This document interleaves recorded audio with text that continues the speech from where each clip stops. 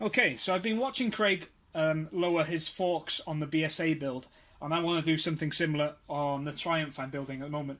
So, in the same way as Craig's done, I've created a spacer that goes on the slider with inside the fork tube. Okay, so this is the one without the spacer.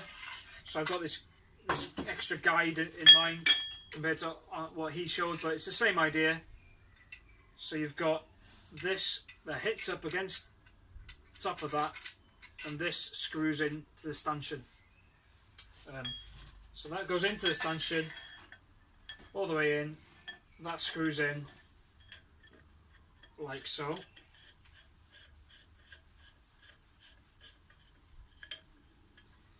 And that there gives you your full travel. Okay, on this one, I've got this extra spacer. Now I've created a few different ones. So I've created a 2-inch space and a 3-inch, just to see what the difference would be. So I've got these spacers in place.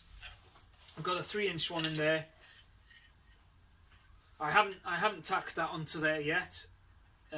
So it's loose, but it should do the same job. So that goes into the stanchion as well, slides in there, and I can close this up.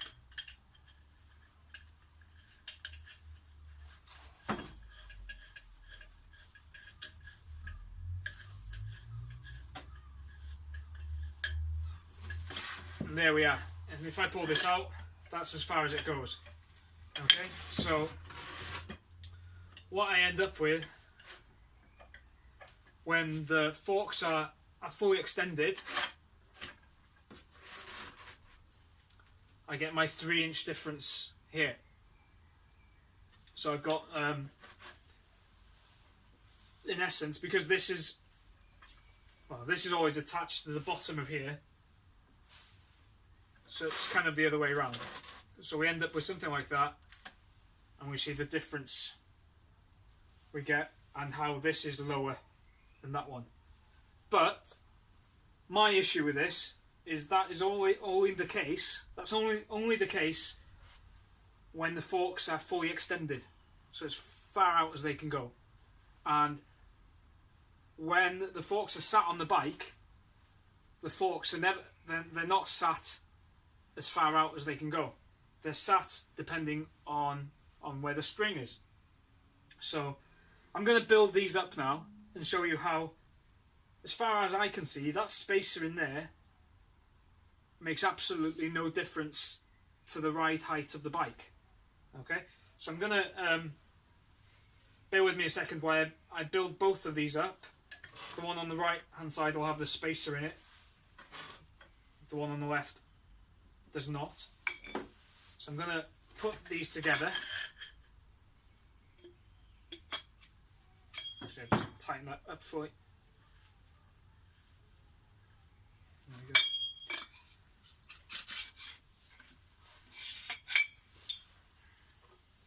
Put the bolt in the bottom.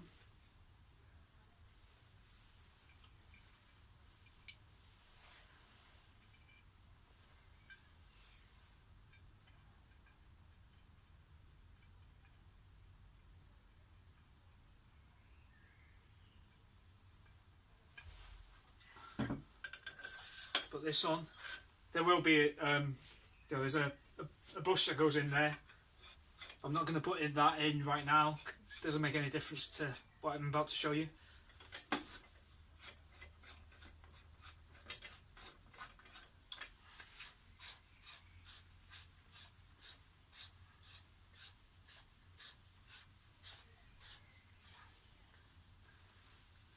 Okay, so that's built without the spacer.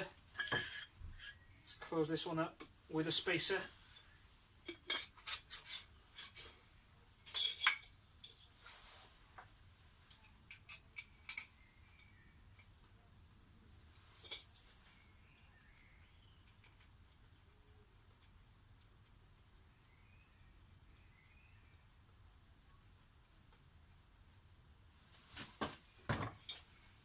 slide this on. Again, there's another bush, a bronze bush that goes in there. I'm not going to put them on yet.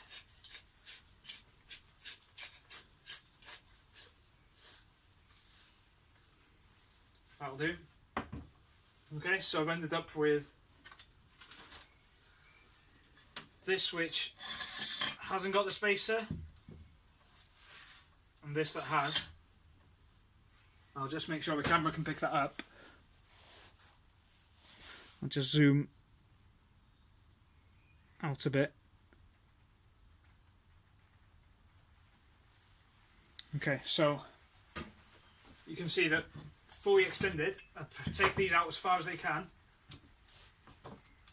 and do it with my 3-inch difference at the top end, which is great. But if I now stand these up, again, I make sure that I might zoom back out again. I'll just change the angle of this a bit. Okay, I'll stand these up, and they actually fall to the same place. Okay, so the difference is only when they're fully extended. You can see that this one is much taller. Okay, and that's because we've got the spacer in this one, lowering it. So if I now go ahead, put the springs in, and close them up.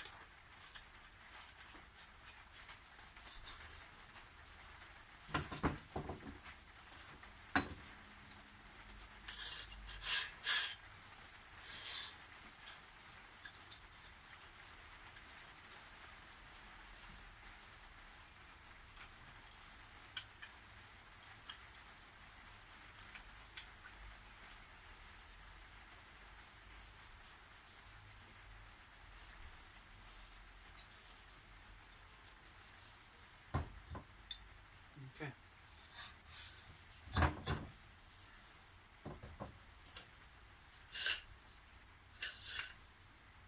So you can hear that spacer rattling about in there. That's okay, because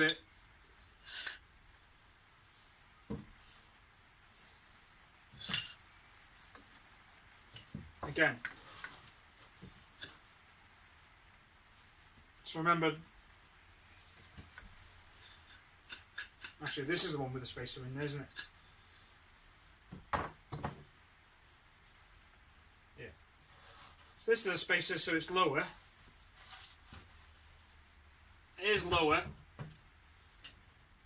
but actually, if I let go of it, it goes down. So they actually sit at the same place, regardless of that spacer or not.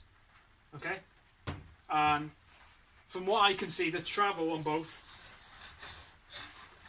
I've actually marked where the top end of the travel is on both, and that's the same, regardless of if you've got the spacer in there or not.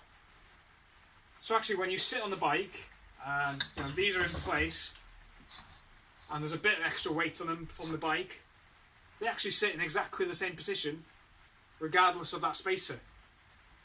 The only place they wouldn't is if you were to bring them all up. But then they never sit that high. The spring inside isn't big enough to be pushing them up all the way to the end like that. So when they sit on the spring, they're at the same height. So I can't see what difference whatsoever that spacer makes when the bike is just stood normally. So yeah, any help would be appreciated to understand what I'm doing wrong. I've also got a second set of springs here, which I shorten the springs, and that does affect the ride height. So if I was to put a shorter spring in one of these now, doesn't matter which one, the shorter spring does mean that we get a lower ride height. So as far as I can see, shortening the spring so it ends up there is the only way of shortening the ride height, and that's regardless of whether you've got a spacer in there or not. Okay, so yeah, that's my dilemma. I can't really understand what the point of the spacer is where I've put that in. So any help would be appreciated. Thank you.